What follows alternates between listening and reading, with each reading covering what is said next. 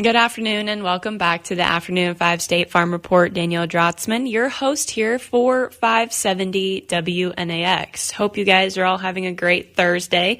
Hopefully this is your last day of work. I'm going to take a long weekend, 3-day weekend, 4th of July. Happy birthday, America. 250 years. Woohoo. But anyway, I guess hope you guys are all having a great day so far, and thanks for tuning in.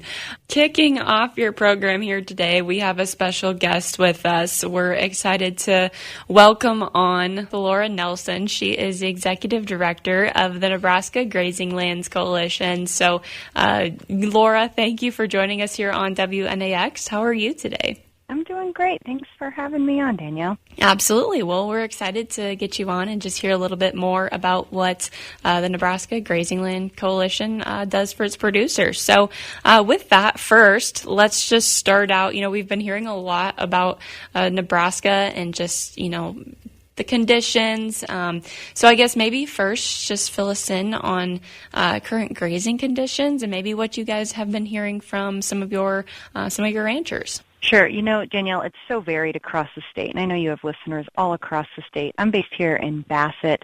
I grew up on a farm and ranch, and my family's still way out in Kimball County, so as far west as you can go. And then I was on a call with one of our board members who's way out east, and that's part of NGLC's work, is that we have folks that are placed and representing all across Nebraska. So as you know, those conditions are really varied. I just visited with a gentleman that was affected by that cottonwood fire last week, and gosh, they still haven't gotten any rain, and things are looking really tough out there. But we've got other folks and places up here in the Sandhills that have gotten, almost embarrassing to say out loud, we've got 3 or 4 inches of rain in the last couple of weeks. So conditions are all over the place, as you know.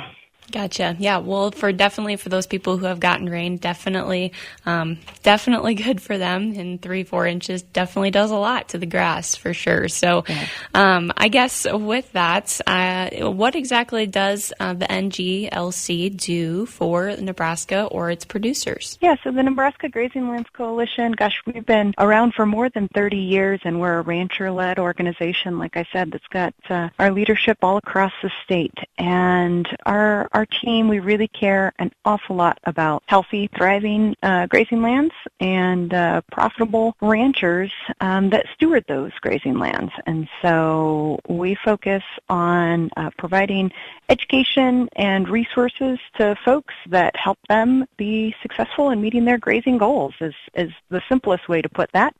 We think about that in a couple of different ways, and that's our team cares an awful lot about grazing stewardship and generational transition planning, getting the next generation the tools they need to succeed. And then we also have some folks that work in prescribed fire. And if that's a tool that a rancher wants to use in his toolbox, primarily to combat woody encroachment, then we've got some guys that can help do that as well. Gotcha. So definitely a lot of opportunity there throughout the coalition. And I guess you guys also, like you said, you're very oriented around education too. So you have a few schools coming up. I guess the Sandhills Grazing School, I think I saw, is first. So, maybe just kind of fill us in on some of your grazing schools you have coming up. Yeah, we are so excited about the grazing schools we have coming up this year. Like you said, our Sandhills school is going to be July 28th through 30th, and that's being hosted at the McGinn Ranch and in Salmo, Nebraska. And then our Panhandle School is the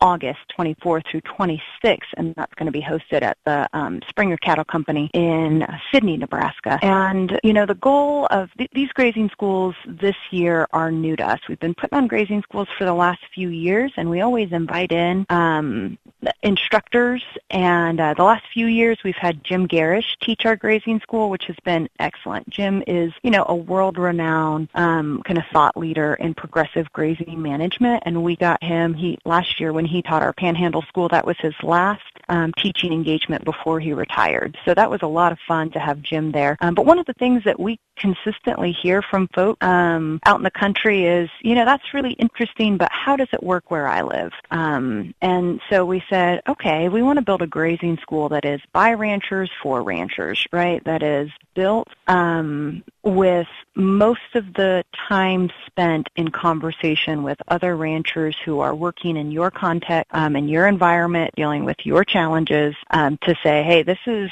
what I've tried. This is how it worked for me. Here's some pitfalls. Here's some mistakes I made. Here's how I think about this. And we've built up a grazing school now that we're debuting this year that will feature 6 kind of rancher leads, and those are guys from across the Sandhills area who we just really respect an awful lot and we're excited to learn from.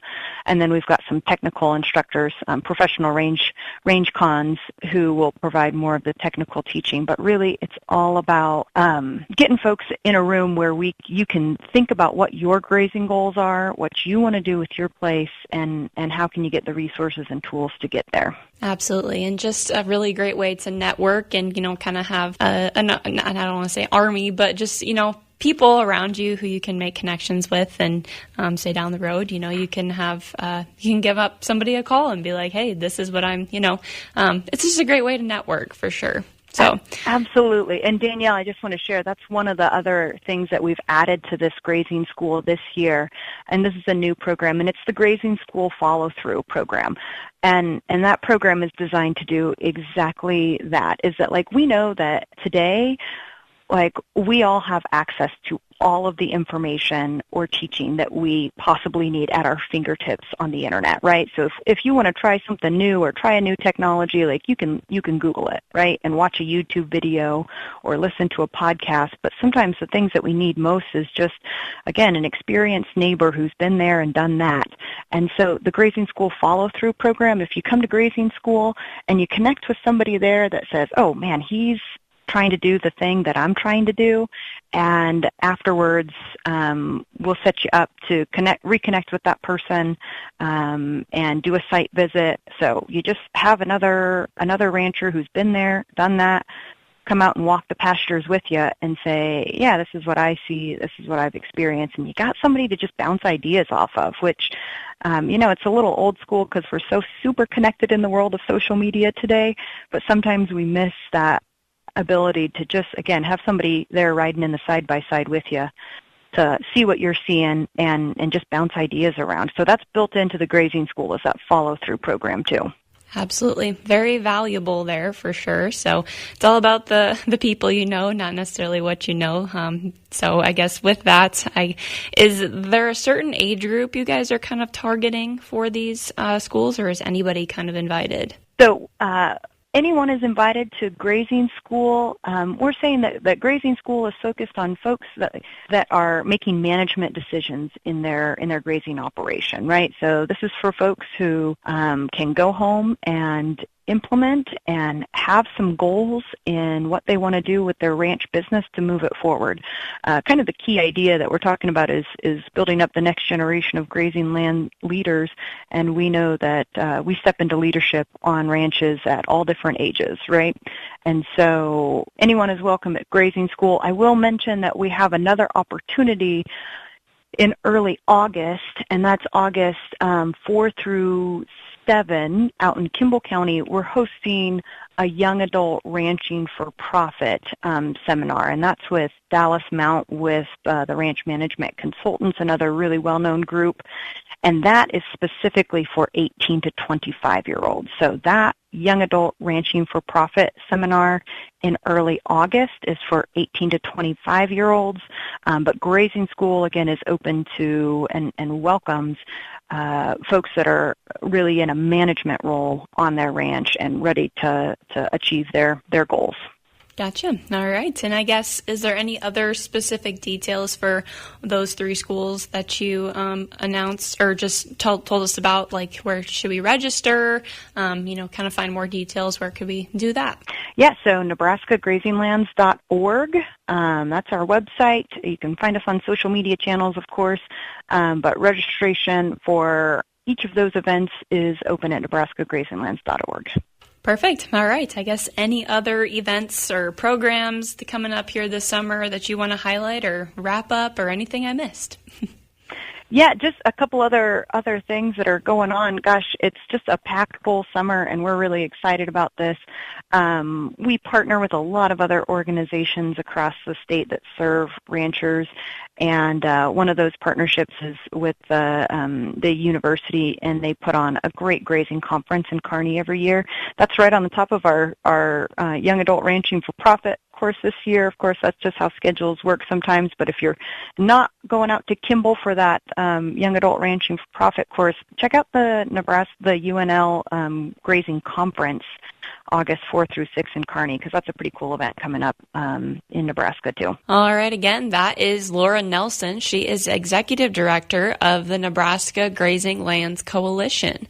We'll take a quick break here. We'll take a look at your ag weather, and then here at the bottom of the hour, we'll take a look at your markets with your commodity wrap and close down the week. So for WNAX, I'm Danielle Drotzman.